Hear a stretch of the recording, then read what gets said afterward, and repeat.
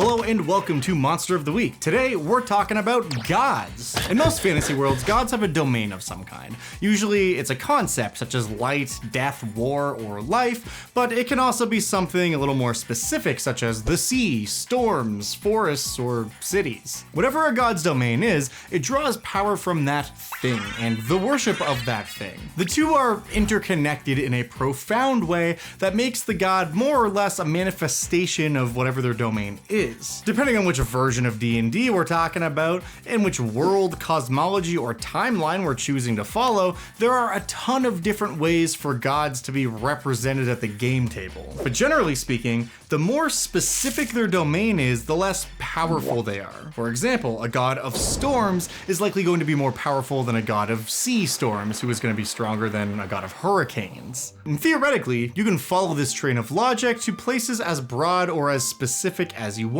So what happens if we have a god of that rock? Not a god of rocks, a god of that rock specifically. I mean, they would legally be a divine being, but they probably wouldn't be very powerful. And that is exactly what today's monster is. Godlings are a creature that appear in the TTRPG Legend in the Mist. In their native rulebook, they are called Local Godlings and are categorized as influence, obstacle, and aggressor, which basically means they can provide a whole bunch of different challenges to an adventuring party, both in and out of combat. I converted the dog boys from this same RPG a few weeks back and had a ton of fun doing it, so today we're gonna check out one of the weirder creatures Legend in the Mist has to offer, and what the implications of such a being might be. So what exactly is a local godling? Well, the idea here is simple. It's that there are hidden places throughout the vast wilderness of the world which contain a natural feature that acts as a sort of conduit for divine magic. Such locales are extremely rare and often pristine in their beauty,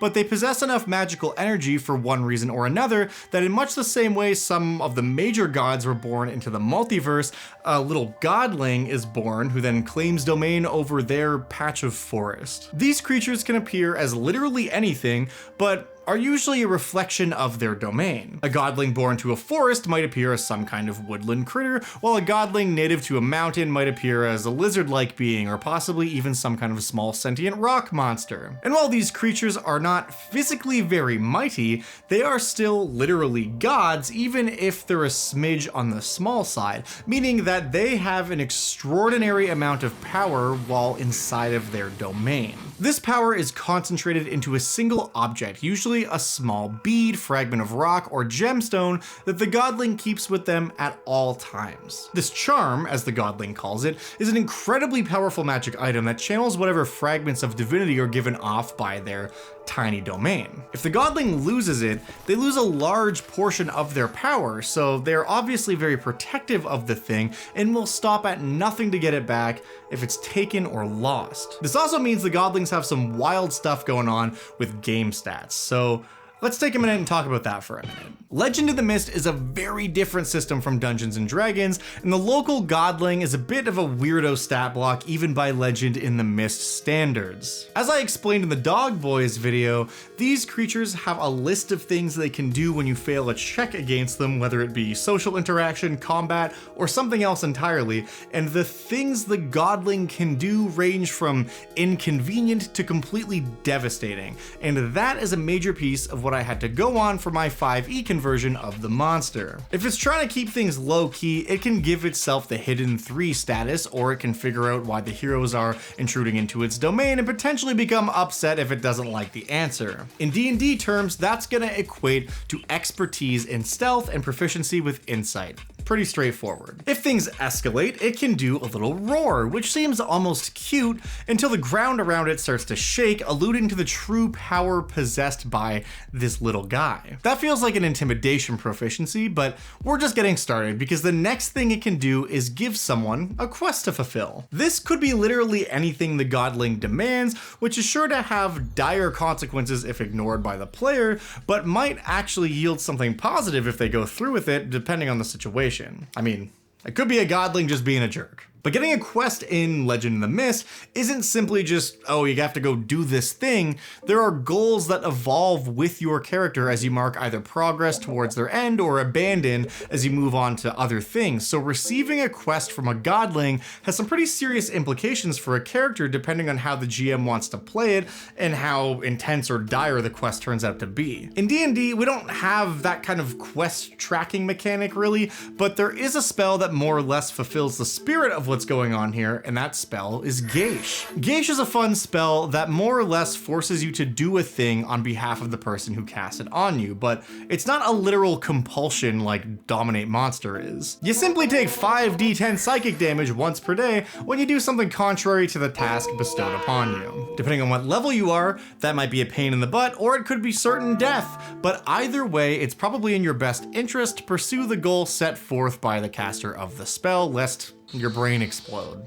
As far as when this creature actually attacks, it can cause the land to swallow someone up, giving them the Buried 4 status, which is only 2 points away from potentially killing them or causing something else equally terrible, or it can cause the wilderness to change around them, giving everyone the Lost 2 status. They've also got the land magic tag, which more or less means that they can use druidic spells. In D&D, these can be pretty well represented with a couple of spells, so in addition to Geish, I gave this creature Spike Growth, Plant Growth, Earthquake, and Hallucinatory Terrain, which pretty well represent their mastery over the land, albeit in a localized area. And because we are dealing with a divine being, I gave the creature magic resistance and a couple other spells which I felt were appropriate, like Misty Step, Bane, Bless, and Awaken. Just for fun. The big thing I wanted to nail here is their protective nature when it comes to the charms they carry. Because when someone steals their charm, they go ballistic, which makes sense. In Legend of the Mist, they can bestow a curse on someone, giving them the Cursed 4 status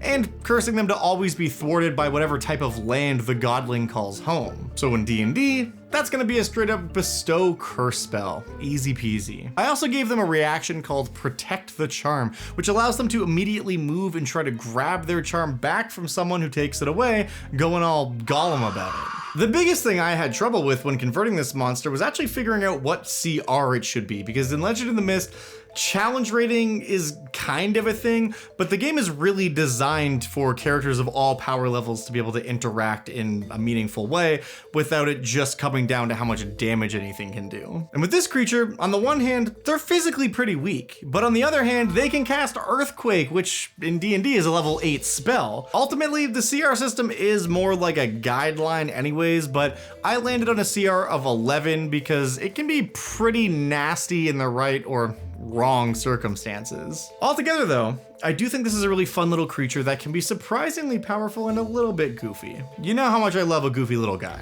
But the place this guy truly shines is in the plot hooks department. Obviously, they can make for a great random encounter if your party happens to be traveling through the wilderness and stumbles through the 120 feet that they call their domain. It's a great way to inspire a weird location such as a magic spring or a cursed forest that can play just as much of a role as the godling itself. So much about how you play this creature really comes down to what kind of environment it is in and what its personality is like. Are they malevolent and cruel, or aloof and kind? And I mean, they can fulfill any role here, ranging from the helpful entity to horrible antagonist and everything in between. So maybe the local godling is a cruel tyrant who wants to expand their domain and grow in power until they become a full-fledged god. They might be stealing charms from other godlings in the area to add to their power so that it can gradually build up a reserve of divinity that will take them to that next level. Or they could be a genuine protector of their realm, only seeking to see it preserved. This could look like a helpful and kind creature,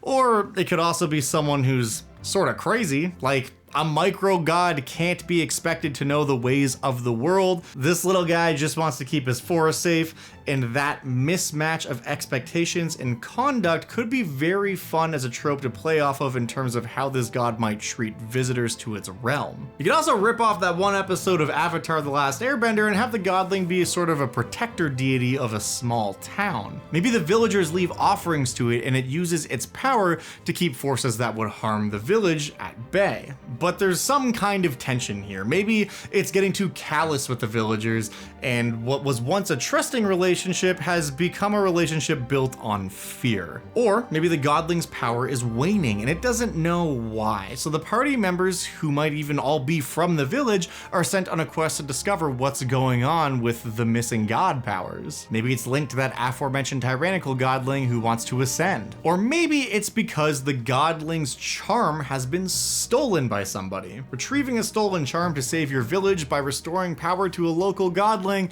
is exactly the kind of rustic fantasy that Legend of the Mist excels at, which makes sense, because I mean, creature didn't get made for their game by accident. And as a little tool to help you get started on creating an identity for your godling, I made a couple tables which are in the Google document linked down below that might help you develop a location for its lair or a name and title, such as Gorp Dag, Bringer of Omens. Ooh. And that's system agnostic, baby, so whether you're playing D&D or Legend in the Mist or some other game, a goofy name table is a goofy name table. I did also include a 5e magic item conversion for the Divine Charms, just to give a little oomph and also a bit of a temptation to really sell it to your players and make them feel conflicted about stealing this little guy's magic rock. But however you choose to use this creature, whether it be in D&D, Legend in the Mist, or some other game, you can find my 5e conversion in the form of a Google document linked down below, and you can find the official Legend in the Mist version in the narrator's core book on page 140. Thank you so much to Legend in the Mist for bringing us here this week to talk about one of these fantastic creatures featured in their game.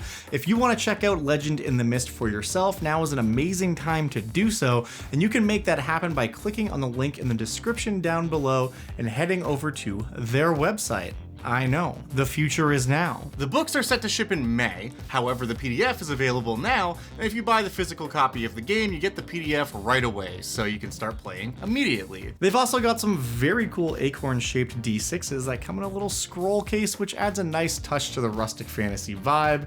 And they're just kind of fun. I have been playing a ton of this game lately, and it's been a great way to flesh out some of the stories in my D&D campaign, of all things. My partner and I both run one-on-one games for each other because we're both mega nerds like that, and we've been playing Legend in the Mist between games to play out some of the stories that are either part of an important character's backstory or simply as a way to explore some of the locations and world building that we've done, which will likely never see the light of day in the main adventures that we're running for each other using D&D. It has been so much fun and has given me a really great opportunity to actually experience this game, and I highly recommend checking it out. I truly do love this game, and if you're interested in bringing a 5e character over to Legend in the Mist to do some adventuring with a familiar face and a new system, they do have a 5e crossover guide, which is available 100% for free on their store, and that's honestly something I recommend checking out even if you're not system swapping a character. It's a very quick read, and it's got some useful info for anyone that might be more familiar with a game system like D&D or Pathfinder or something